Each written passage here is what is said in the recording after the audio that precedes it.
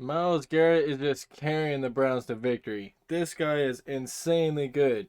He already has 7.5 sacks in 6 games, 3 forced fumbles, straight up beast. He also had that insane blocked field goal. That was just straight beautiful. Immediate highlight. If you haven't seen it, go watch it. Myles Garrett straight just hopped over the center, blocked that kick. It was great.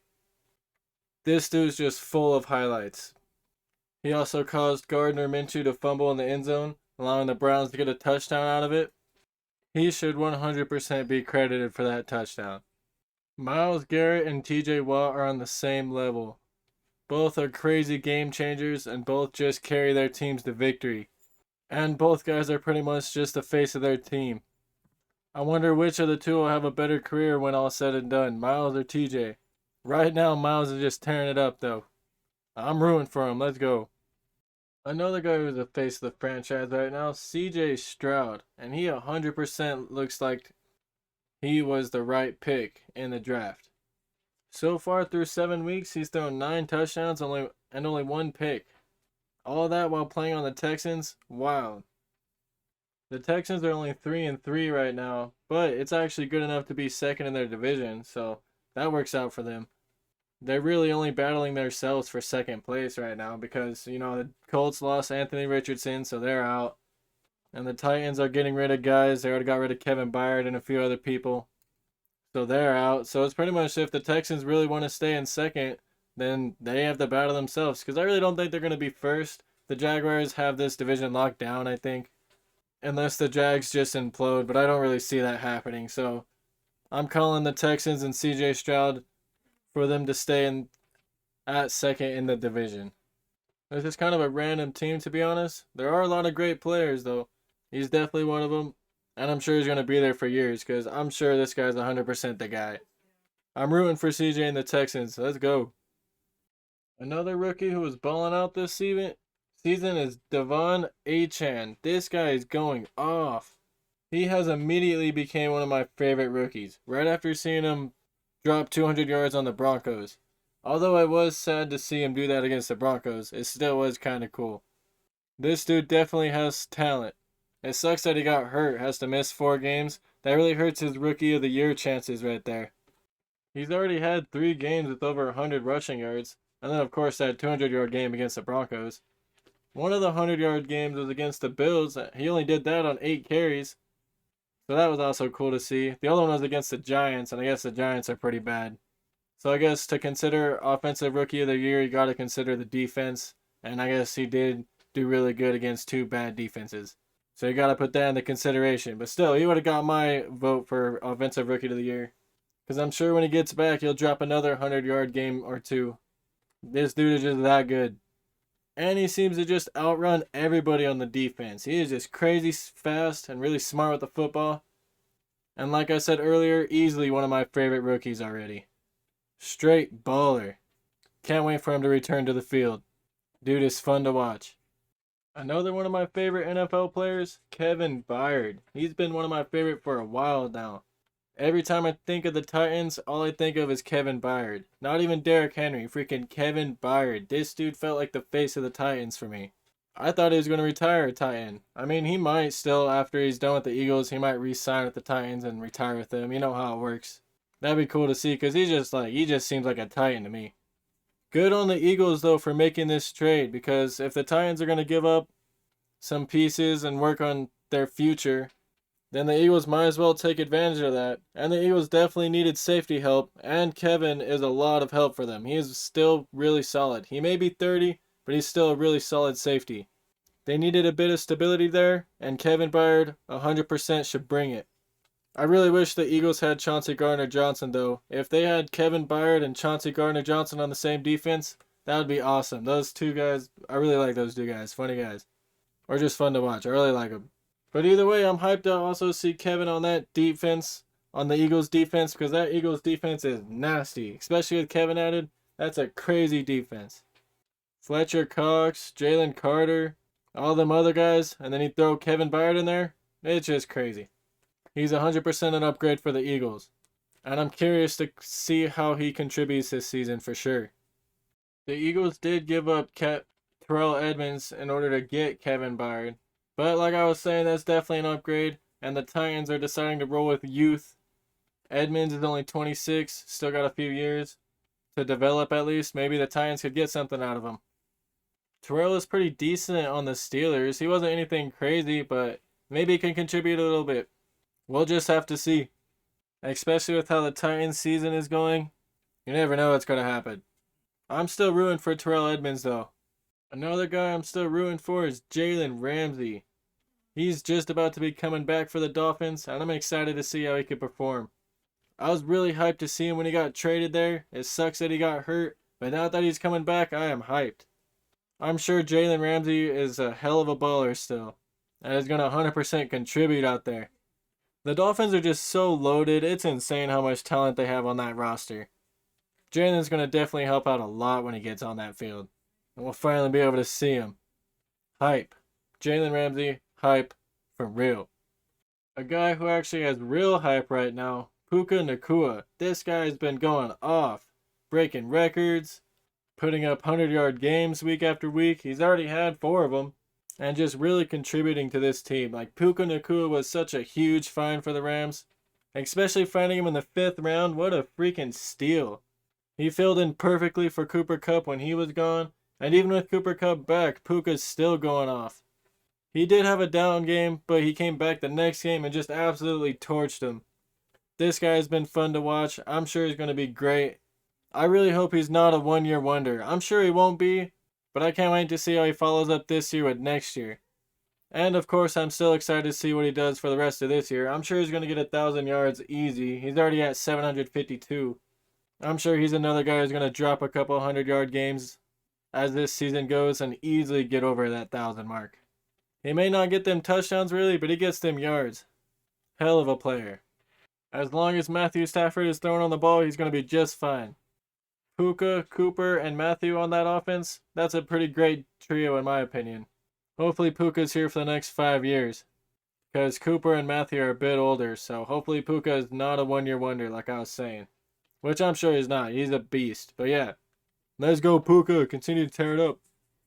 A guy that doesn't really have all that much hype around him right now, Nick Bosa. Don't get me wrong, this dude's an incredible player, but you would think he'd have more than 2.5 sacks in 7 games. Like, his fellow teammate Javon Hargrave has 3, and then his brother Joey has 3 as well. I know it's only a half a sack difference, but still, Nick held out and wanted to get paid all this money just to come out here and have 2.5 sacks in 7 games. I just thought, he'd have a little bit more than that. He probably is out there getting double teamed though. And I still really like the combination of Nick and Javon Hargrave on that line. That's insane. And then Fred Warner back there on that defense. Oh, that's a crazy 3 on that defense. And then everybody else, of course. But those 3 guys hold it down. Usually, Nick just has to step up a little bit more. Like, he didn't get a sack against Kirk Cousins. What is that? He didn't have a sack against the Cardinals either. He didn't have a sack against the Rams or the Steelers. Those are all teams that you would think a player of his caliber would have a sack against. But no, he didn't have a single one. I don't know if he could be put on the level of Myles Garrett or TJ Watt. At least this season. He hasn't been really winning games for his team like those other guys do. He needs to step up and earn his money. I still really like him as a player though. I'm glad he got paid and all, but man, I just thought I'd see more, especially with Javon on the other side. They'd open up plays for each other. I'm sure he'll be fine by the end of the season. Probably have like 10 sacks or so. At least I hope. He better have at least like 10 sacks by the end of the season. It starts to just light it up. He really just needs to make more of an impact this season. Another guy I hope to see make more of an impact this season, Mecole Hardman. I really like this dude, even though he's on the Chiefs, unfortunately. He was on the Jets right before this, but he didn't really do anything with them. And then he was on the Chiefs before that, and now he's back with the Chiefs. So yeah, pretty much just a Chief this whole time. Either way, he's still a fun player to watch. They always know how to scheme him open to make big plays for him. So I'm sure the Chiefs are glad to have him back, especially after the receivers are dropping a lot of balls like the Ravens. Hopefully Mecole will be actually catching them. He might not make a huge impact. His best season was only 639 yards. Or my bad, 693 yards. That's a hard number to say. So I don't expect him to have like 1,000 yards for the Chiefs this season or anything, but maybe he could do something like, I don't know, 300-400 something. That'd be good. The Chiefs already have Travis Kelce that they're going to throw to 100 times a game, so Mecole Hardman just has to catch those bombs over the top, and he'll be fine. Another guy that I think is going to be just fine is just J.C. Jackson. This guy was probably made to be on the Patriots. He was a huge signing for the Chargers. They signed him to a fat deal, expecting him to be like crazy after his first stint with the Patriots, where he was crazy. They expected that, but they did not get that. He was just flat out not productive, and it was just bad. He was a bust of the signing for the Chargers, and they gave him back to the Patriots. And I'm sure he's going to be just fine for the Patriots. He knows their system. They know him. Patriots need the help, especially after losing Christian Gonzalez. I think it was smart for the Patriots to get this guy back if you could only pay what they did to get him.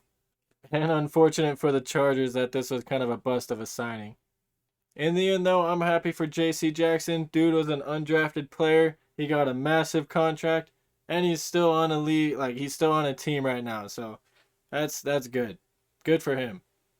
Another guy who got a massive contract and just did not live up to it, Randy Gregory. The Broncos could barely get this guy on the field. And then when they did get him on the field, he only had 3 sacks for him. He did get hurt and all that, but 3 sacks in like, what, 16, 15, 14 games? It felt like Randy had more penalties for the Broncos than he did sacks.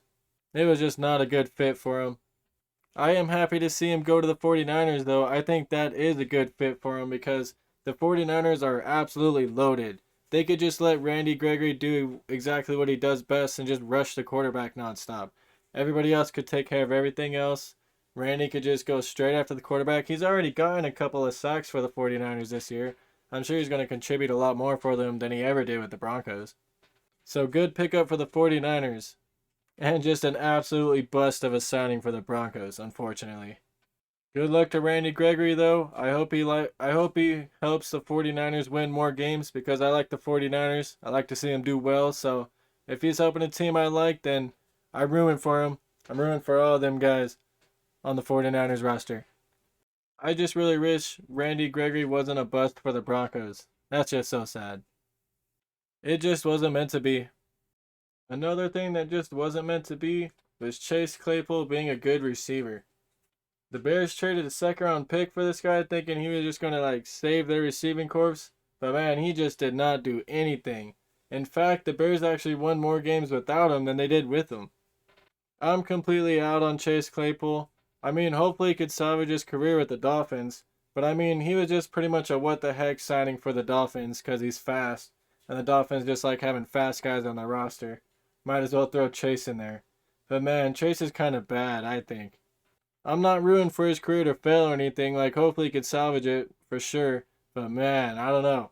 Especially with how loaded that wide receiver core is in Miami. Who knows how many touches he's going to get.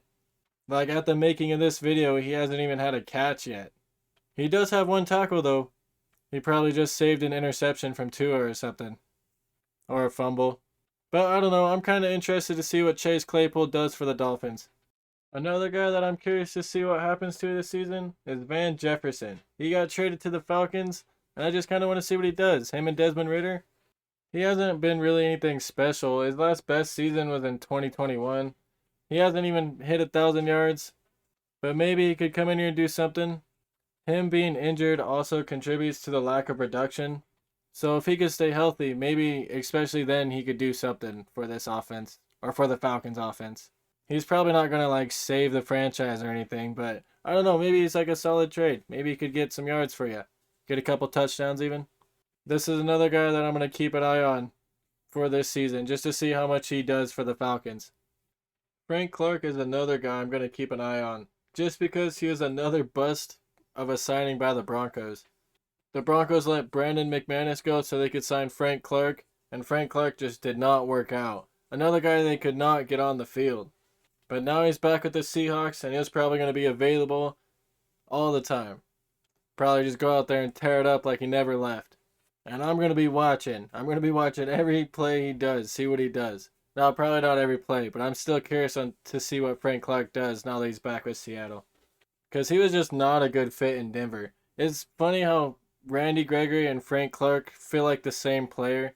Neither of them were great fits in Denver. Both got pretty decent contracts from them. And then neither of them just worked out, and now they're both gone immediately. Straight up just same player, or at least the same situation for both guys. And now they're both in better situations. That's a trip. I don't know how much I'm rooting for Frank Clark because he does just seem like a Chief and a Seahawk, and I don't know if I really like them two teams. No, I'm just kidding. I root for all the players, so hopefully he does well out there. Either way, though, thank all y'all for watching. It's been your boy, Bake It Up Football. Finally got around to making another video. Stay tuned for more. I'm going to be making videos, live stream shorts, all that.